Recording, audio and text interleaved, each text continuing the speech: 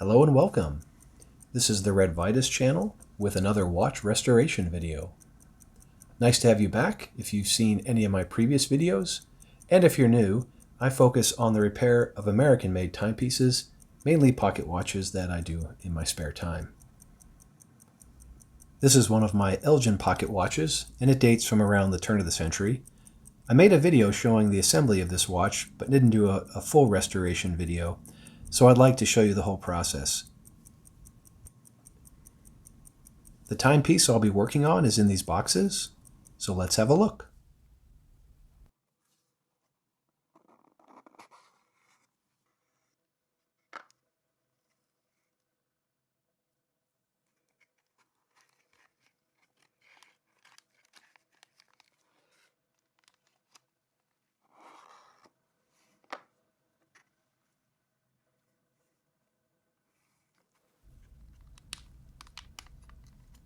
All the parts are accounted for, even the screws are here. Everything except the hands and the case.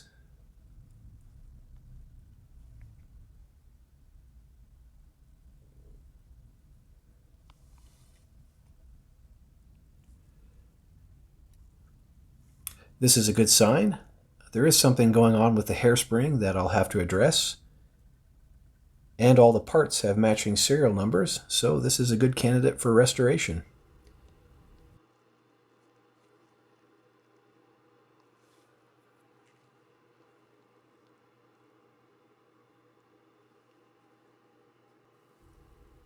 There won't be much disassembly.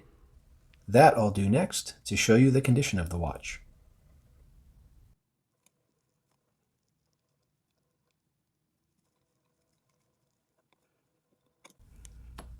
There is a lot of corrosion evident on this pillar plate, and this vibrating arm has seen better days.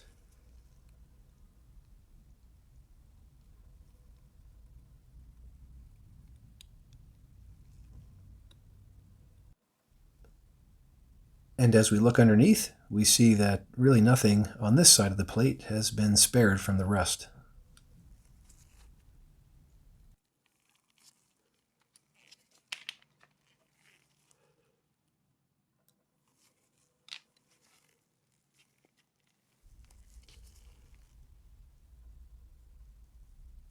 This movement is an Elgin grade 250, and it was produced coincidentally the same year as the watch from the beginning of this video, although that was a grade 249. The main difference is that this watch, the grade 250, is pendant set, whereas the grade 249 is lever set and hunting.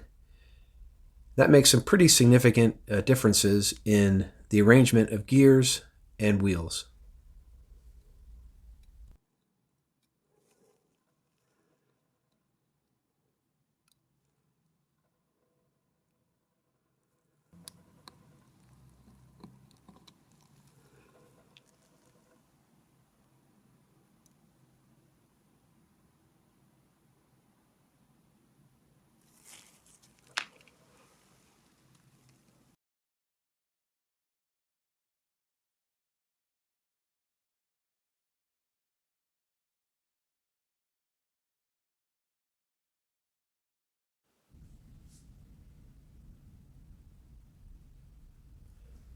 As I'm removing this center wheel, you may have noticed that the pinion was loose. That pinion is the safety pinion, and it is threaded onto the center wheel pivot. The fact that it was loose means that the mainspring was broken, and I'll verify that later.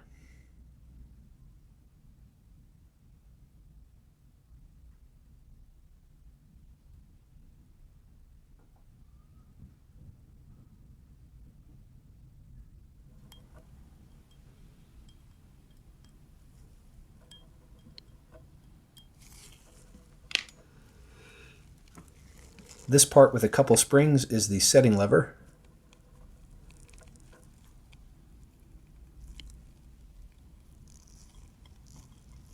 Now I partially unscrew, and I need to take the tension off of this spring before I lift it off.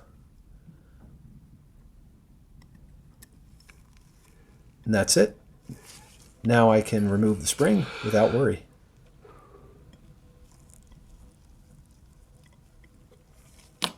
Clearly I have much work to do. A simple clean here, assembly and oil won't really be close to being enough, but I enjoy this type of challenge. And I'll decide what's the best course for each part to bring it back not only to functioning, but with appearance as close as possible to the original Elgin factory finish. I have a good idea of what that should be, having worked on many Elgins before.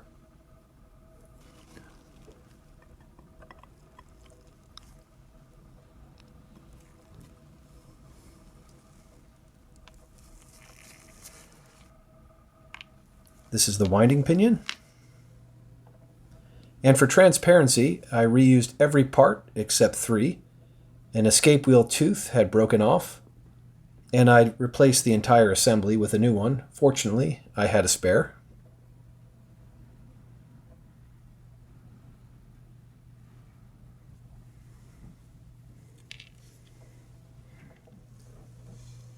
There were also 2 cracked jewels. This is one of them. And unfortunately, the crack ran right down the center through the bearing surface and had to be replaced. I will deal with this one later.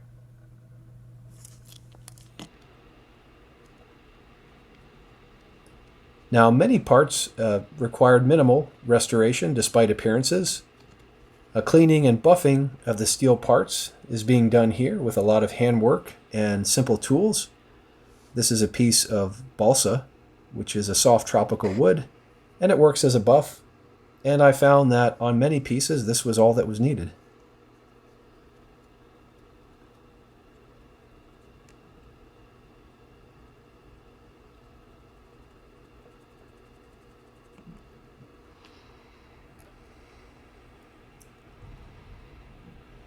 Now clean this part and it'll be ready to reuse.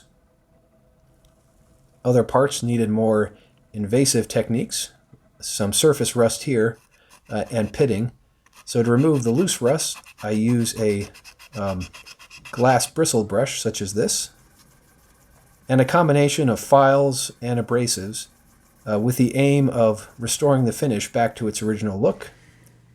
I found some water on this hone. It gave me a nice matte finish.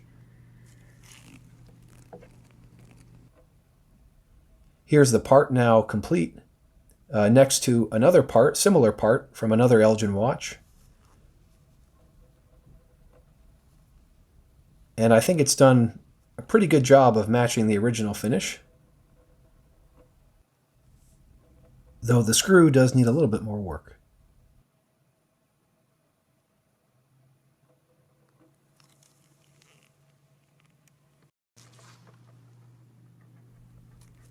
Here are some completed parts. This is the ratchet wheel. And this is a more complex part. It's the winding wheel. The balsa does a nice job getting between the teeth. The pillar plate is treated differently. No abrasives are used, since that would remove the thin gild and reveal the brass underneath. I removed all steel parts before giving it a soak.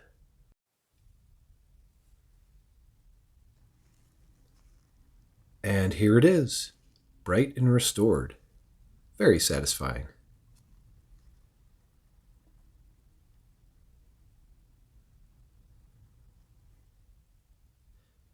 The next repair will be to replace the broken jewel. I have a pusher here with a spring-loaded center.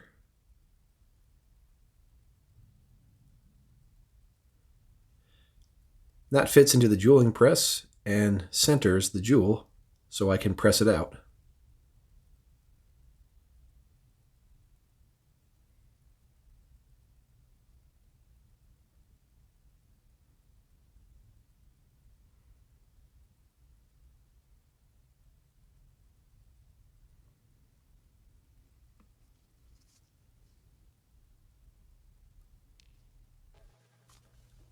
I didn't have a natural domed jewel, the type that would have been used in this watch originally, and I used a modern sitz jewel. These are synthetic jewels that are press fit into the settings, and that was done using that same jewel press that I showed before.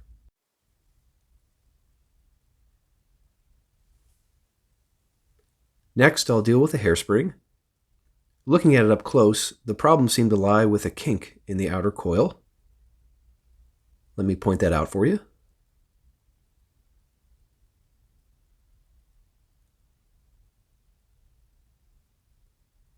And so I need to make some adjustments with this hairspring. And I make these adjustments slowly, small corrections so that I don't overdo it.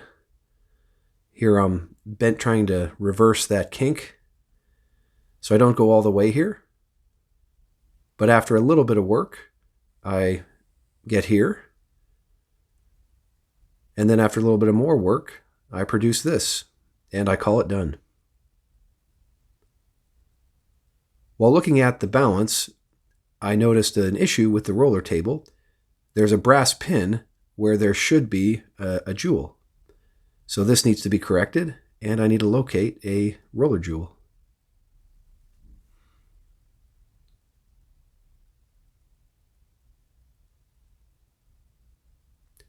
This is the jewel that I found on the right, next to the brass pin, which I removed. And I use this tool to hold the roller table while I install the new jewel. It has a tail on the top, which can be heated over an alcohol lamp, and that melts the shellac, which glues the jewel to the roller table. This is the completed roller table. From the bottom, you see the jewel is D-shaped.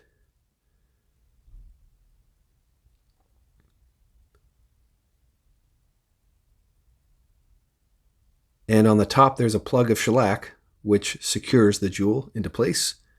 And I can make finer adjustments once I fit it to the balance. Now I'm using my staking tool to reattach the roller table. The stake has a groove on the edge that fits over the jewel to prevent damage. And I use hand pressure to reattach the hairspring. Now I begin reassembly with the click spring.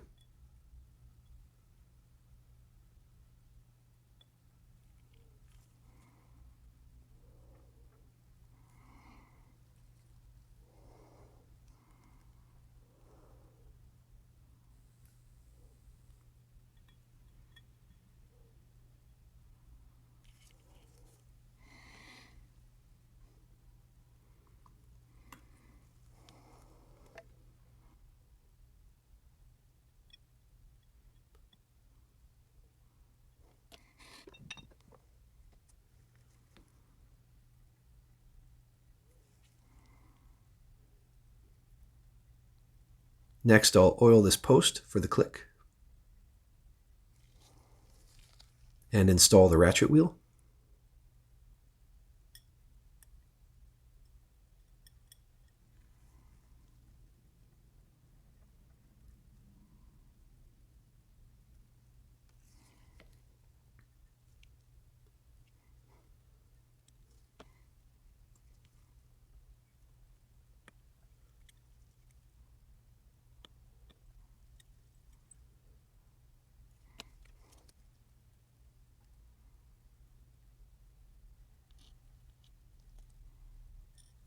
This is the setting lever again, and on the bottom there's a pin which has to fit into a hole in the plate.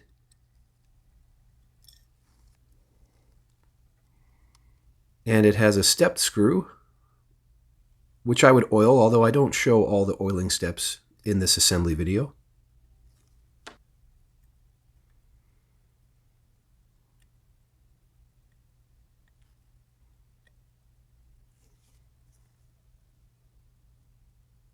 This is that setting gear I was cleaning earlier.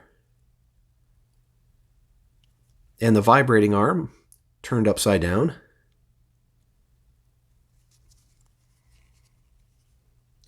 Rotating this gear spreads the oil, and I'll show you why I do that in a moment.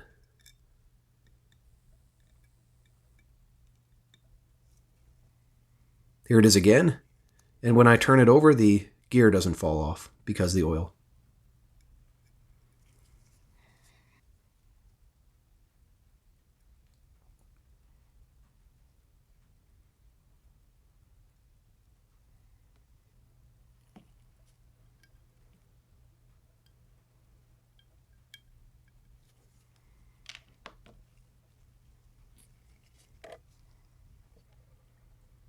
When everything's into place, I tighten all the screws and test it.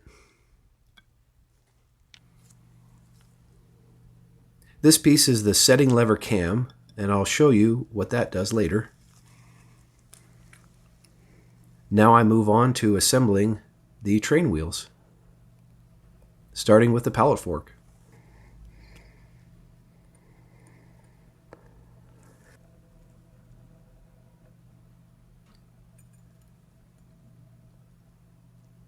Moving on through to the fourth wheel, the center wheel, and the third wheel. Now I reattach the pillar plate to the bottom, or to the top plate, and I have 5 pivots to align with their jewels, plus the setting lever cam.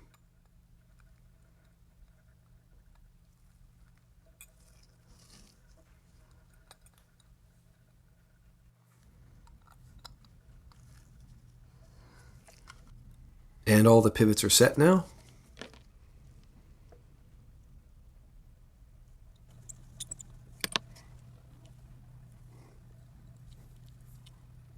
There are 3 screws to secure the plates together.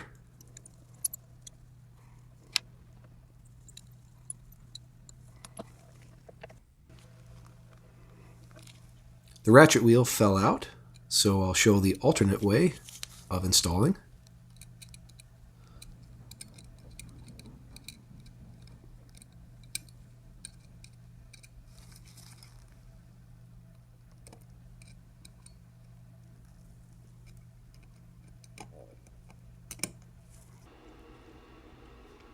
Now I got to clean the barrel, so let's open it and see what we find. And as suspected, the mainspring had cracked, but I have a new one.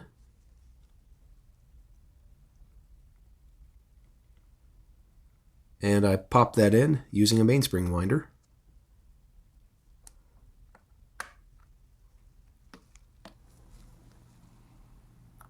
And this is the arbor.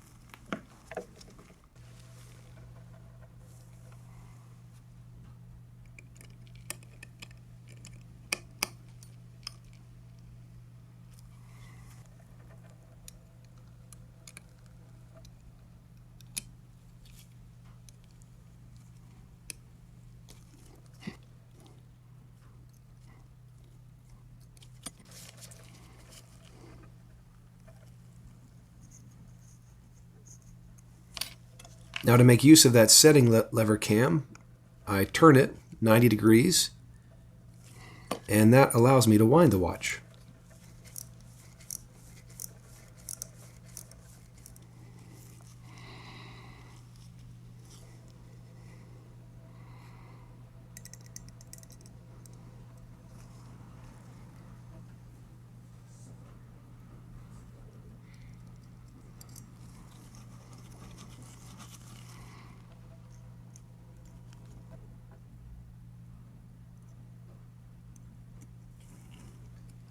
It starts up with a push because it was out of beat, but after some adjustment, it purrs nicely.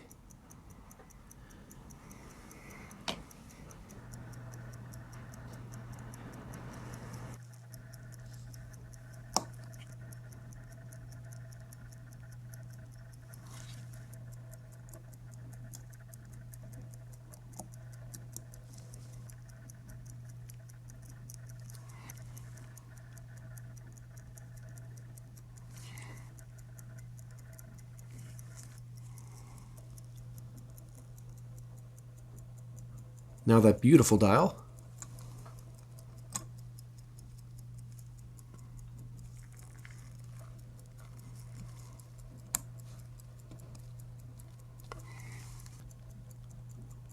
and tightening the 3 dial screws on the side.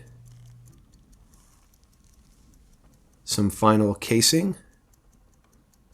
Here I'm installing the seconds hand. And the watch is complete. Let's see how it runs.